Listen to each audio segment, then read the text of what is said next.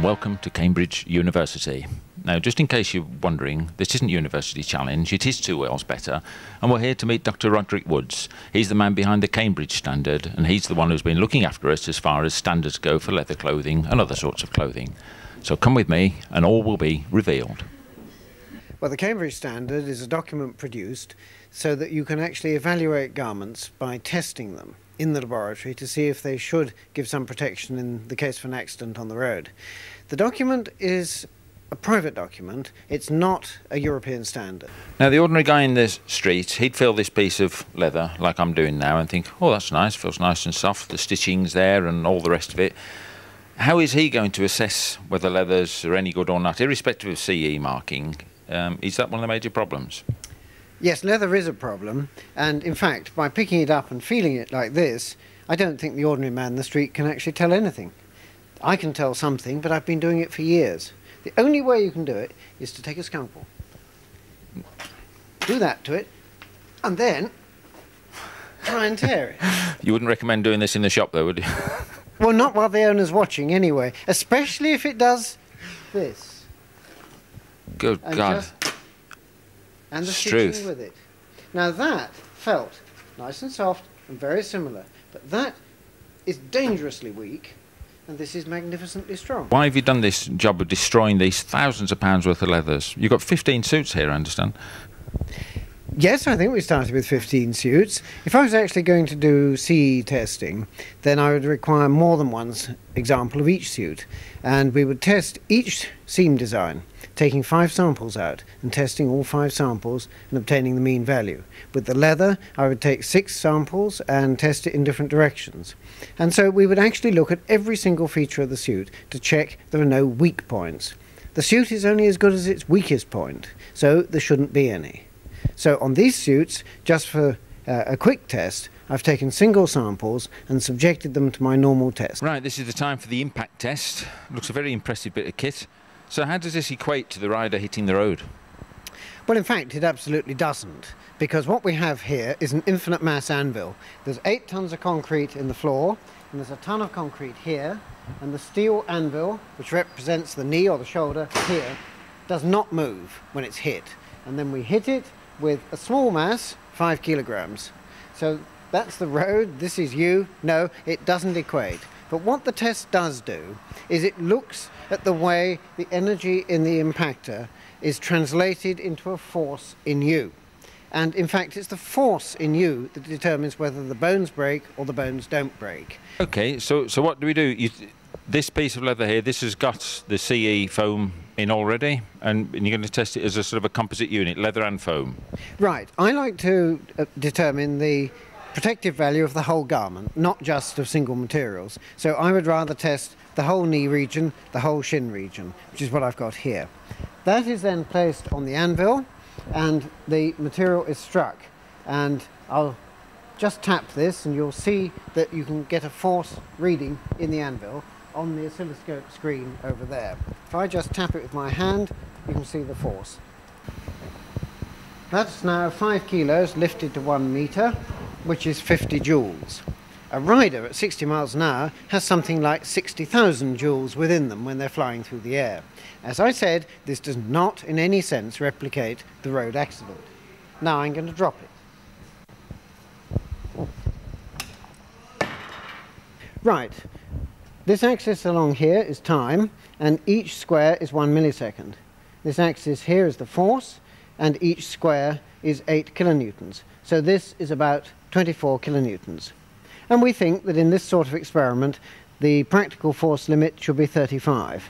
So that's a pass at 50 joules impact. And the whole event is lasting about 2.5 milliseconds. Which is fair to middling. If that could last 6 milliseconds, then the force would only be about 8 kilonewtons. So time is extremely important. So Roderick, what's this contraption here? Looks a highly engineered piece of kit. Right, well, this rather heavy-looking piece of steel is the burst test apparatus. And this is for testing the strength of seams by applying a pressure underneath them until they rupture. And how do you actually apply the pressure then? If it's not a silly question. It could be air, it could be water, it could be oil. In this case it's water and it's pumped up under this membrane. The sample is put in like that, and then the membrane is underneath. Then the sample is clamped with these blocks, and by having separate pieces one can adjust each one individually so that however complex the sample, it can still be clamped. It's a very neat piece of kit. Is that something you designed, or did you actually make it? No, this piece I designed, but I had to have it made because it's quite subtle how you cut that steel. Then the lid goes on, and then I shall screw the whole thing together. That's now clamped. That will not slip. So I now pump water in underneath and watch the pressure. And if you watch the centre, you'll see it gradually bulging up. The pressure is on the gauge down there. So 50 psi, that's very low. I think it's about to go. 90. It's a good job the water didn't come out there. It sometimes does. Yeah, I was to say, does a membrane ever burst? Oh yes, about every 20th one it bursts. Then the water's let out, then I take it apart, and from the figure on the gauge then I can work out the bursting strength of the sample. And in this case, that was the leather that actually burst, not the seam. A weak piece of leather, no doubt. We're now at the abrasion test area. Very cramped compartment that you work in here. Well, the machine's nearly as big as the room, and the machine needs to have a room to itself, so there's not much room for me. But that's all right. Normally I'm alone. I don't have all these guests and visitors and people. All right, all right. So what are you actually going to do then, in essence? You've got a piece of leather. That's one that's been through the test. Yes, this piece has been tested, and you can see I've ground a hole through it. I measure the time it takes to make that hole. So I take a fresh sample, and I braid it in the middle and measure the time it takes. So there's now a very fine copper wire in front of the piece of leather and underneath.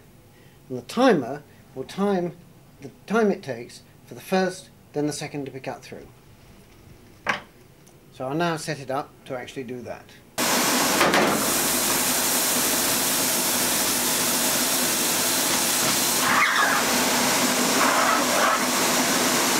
Well, that's very good. For a single leather, 4 seconds is sufficient to withstand a normal high-speed impact. So I would say for a high-performance suit, suitable for a racer, that's the sort of leather to use.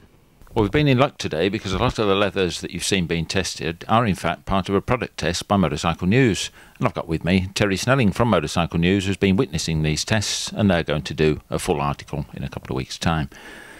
Terry, impressive tests, I think, don't you? A real eye-opener, Jeff. Yes, we were expecting to find some differences between the suits, obviously, but I don't think we were expecting such radical differences. I mean, some suits were really very poor, surprisingly bad, and other suits were absolutely excellent. It seemed there was, in fact, very little middle ground. I know, you could almost, I think it's true to say it's actually frightening when you see some of these close up, because to the likes of you and me, they looked first off excellent, didn't they? All looked the same. But when Dr. Woods started peeling back some of the bits, I mean, it is frightening, isn't it? You think it's true, that could have been me. That's quite right, and as you've said earlier, the customer going into a leathers showroom at his local dealer, he can feel the leather, he can smell it, and which I hasten to say, these are good ones, and these are CE approved. That's right, but there's no way of telling the true quality. Roderick, we've had a good look round, some startling results, I think, from all the leathers that we've seen today. But tell me, is price any indication at all of what you can get? Well, I don't think you ever get a good suit for £200. It just isn't possible to make something like that. But some of the suits are very expensive, £1,000 and more, and some of those are not very protective. But some of them are wonderful. And perhaps £650, £750 will get you a good suit. You can't tell. That's the trouble. You can't tell by feeling it. You can't tell by looking at it. There is an alternative to leather, a material that's strong yet breathes, a suit that's been designed, made and tested that might just take us into the 21st century. Well, Jeff, this is the McBean Tritector suit, and as you can see, if Andy can just turn around for us. This one is up as a police suit. It comes in two distinctive layering systems. The outer being, as this one is here, a high conspicuity outer, which is a waterproof and breathable fabric. If we open this up a little bit, if we can just get in there, what you will see then is the under fabric, which is the mainstay of the Tritector system. It's a terry loop Kevlar fabric, which is very, very abrasion resistant. Within the construction of the inner suit, at the elbow areas, shoulder areas, hips, knees, we've got the high density rubber nose rest fabric, which is for the impact protection. And this nose rest, I've heard of that before. This is the stuff that is CE approved in itself, isn't it? And it's sewn into leather suits and all the rest of it. Yeah. I mean, this whole suit is CE approved to the Cambridge motorcycle standard. Yeah, this particular one's been out on trial with a police force. We've over the past year we've had 20 police forces trialling this outfit for us. The whole thing is the knitted Kevlar, all bound together by a high density binding to keep the thing secure. And this is all this trick stitching you've got as well, and there's so many stitches per inch, and that's all the one. rest of it. Yeah, it's got to be precise to keep the thing integral. And these side straps, the adjustment again, it's important to have it snug fitting. It's got to be a perfect fit, really, for the rider to be comfortable, especially if it's a policeman or an ambulance paramedic who may be wearing it all day and maybe on and off the bike quite often. It feels, as a wearer, quite like a leather suit. It feels quite heavy to hold it like that. Once you've got the garment on, it becomes a lot easier to use. And the feedback that we've had mainly from the police forces that have been wearing this thing, it beds in far more quickly than the leathers do. Yeah, plus it is a washable and breathable item. Development has taken approximately 10 years with the help of the Cambridge motorcycle protection team down there. We've been trialling it with police forces over the last year or so. We've had reasonable success supplying those up to the present time. The next market that we'll be attacking, as you can see from that, is the ambulance paramedics, of which you will see more and more on motorcycles over the next 4 or 5 years. Yes, yeah. Well, with the outers that you've seen, which are the waterproof outers to the high visibility standards, the lightweights and the air permeable trousers, you also get waterproof over trousers at high visibility. You're looking in the region of about £1,000 per system. Yeah. Well, that's a snapshot of the protective clothing scene, but what about the retailer's point of view? And who better to ask than our very own Wayne Kershaw of On Your Bike in Manchester. Wayne, this protective clothing business and the CE marking, as you well know, in July of last year it became law, but there's still leathers on the market that aren't designed to be protective, or they're not sold as being protective. Does this present you with any sort of problems with the Not really, Jeff, to be honest with you. Bearing in mind both leathers and material gear is in theory supposed to be sold as protective garments with the modern materials such as Corduras and so on, and Kevlar. And in the leathers, they're as they were. They haven't changed very much. Either the industry's decided not to pursue the CE directive, or the customer has not chosen to demand it. We've found that people don't ask for it. They come in, they know of it. They come in and they say, "What have you got to suit?" And we kit them out. We never suggest that it's going to, save their ass, if you want. It's protective gear, maybe not CE approved. Or you could back it up with CE approval armour inside it, as you pointed out with Dr. Woods. But it doesn't pose us a problem, and we haven't got a lot of items on the shelves that are strictly CE approved. I think if they appraise the product sensibly and use their own intelligence and a bit of guidance maybe from the dealer they're talking to, I think they'll realise the fact that if a product's been on the market for a number of years and it's Mark III version maybe, but it's as it was protective a number of years ago. People don't fall off much differently to what they used to. Things are very much the same. Bikes do go very, very quick nowadays, but there's a limit to where you can go so quick. Misfortunes are very, very similar, and the garments are very similar to what they were. They were good enough before, so I think they're probably good enough now. But I'm not opposed to things getting better. Safety first. To me, one thing that Dr. Woods was doing, he was actually nicking the leather and pulling it apart, and I said to him, "Well, you can't do that in the shop." He said, "Well, you could do, you could try, but you wouldn't be recommending that." Well, we'll let everybody do so, and then we'll just send the bill to Dr. Wood.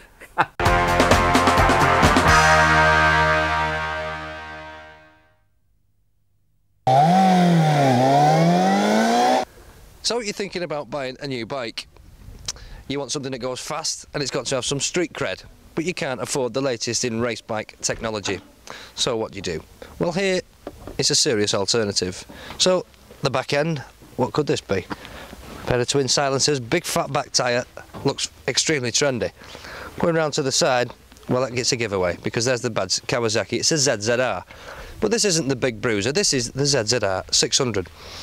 You see, you don't have to be sat on the latest in race bike technology to have loads and loads of fun. The capabilities of this, the ZZR 600, will by far exceed the capabilities of 99% of everyday riders. Really, unless you're a racetrack ace, you're never really going to push this thing to its absolute limit. So, what's it going to cost? Well, this is a 1993, as you can see from the plate, K-registered version. It's in absolutely immaculate condition. This is about as good as you're going to find, really. The mileage is extremely low, and there's no marks on it at all. This was in a showroom last week at just under £4,500, and really it's as good as a brand new bike, and as I say, an extremely capable machine. So what's it got and what does it do?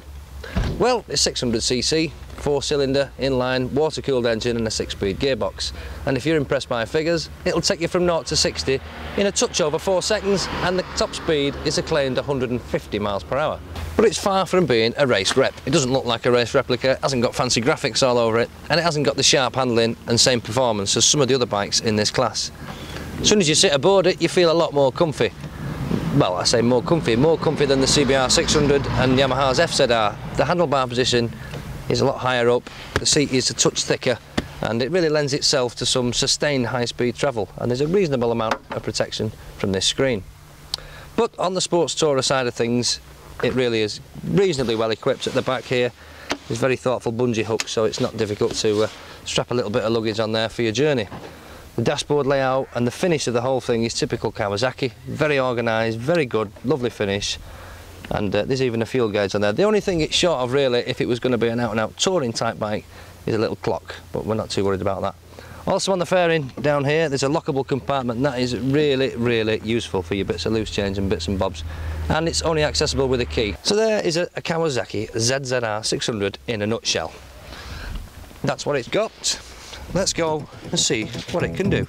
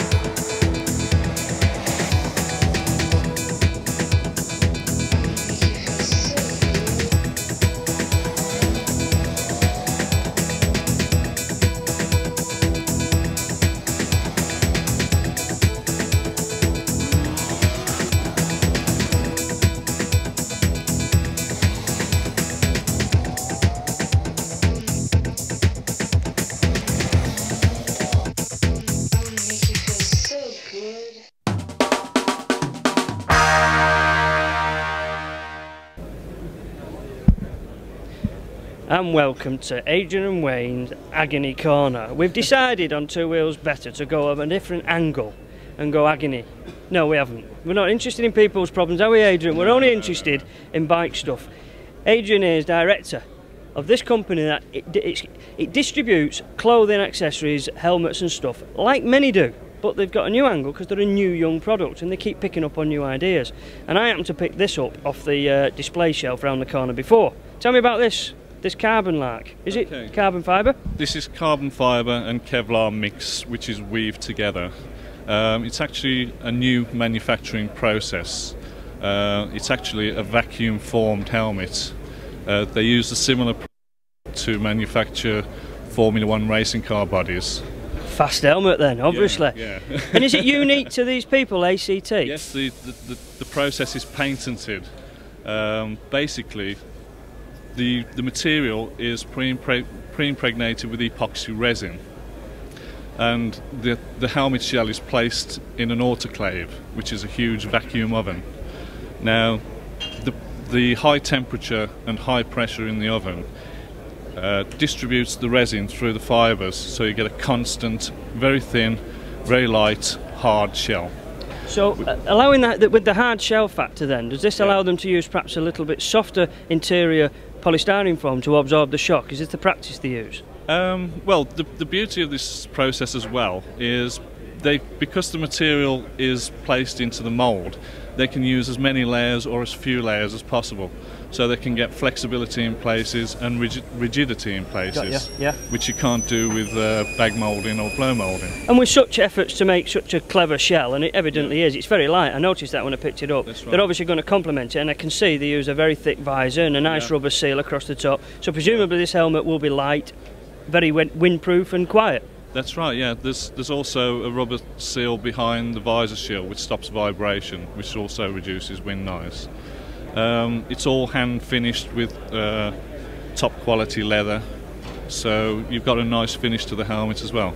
Final question, everybody asked it, Adrian, how much are we going to sell this for? Well, they come in fiberglass versions which use the same process and are still very light. They start at £139 retail. The carbon Kevlar, the top of the range, goes up to just over £300. So you've got from 139 up to. Got you. But I couldn't help but notice this thing here. Let me just show people this. It's different. Yeah. Leather clad. Is it leather, this? This is leather, yeah. Do you know, honestly, it's lovely that. Let me just interrupt, it's lovely that. But I'm more interested in the box it comes in. Is this unique? Nobody else brings it. I mean, a proper hat box, or in my case, I do fancy this for a few. I've got some tools at home that I need to put in the back of the car. It's the business. It looks class. That's got to be expensive. Not really, because it looks like it's a tin box, but it's actually a cardboard box. I mean, it just looks quality, and it tries to portray that this is an exclusive product, completely covered in top quality leather. Again, it's all handcrafted. Finished. Beautiful, it's a work of art, isn't it? It seems too good to wear. It should go in the lounge, that, with a little light underneath to centre it off. What sort of cost is this? That would retail at about £179. I think for a modern Harley man, or even a Wing or Virago, that type of bike, they'll never think twice about this, will they? It's gorgeous. I mean, it's two totally different markets, but again, you know, they're looking at the quality end of the market.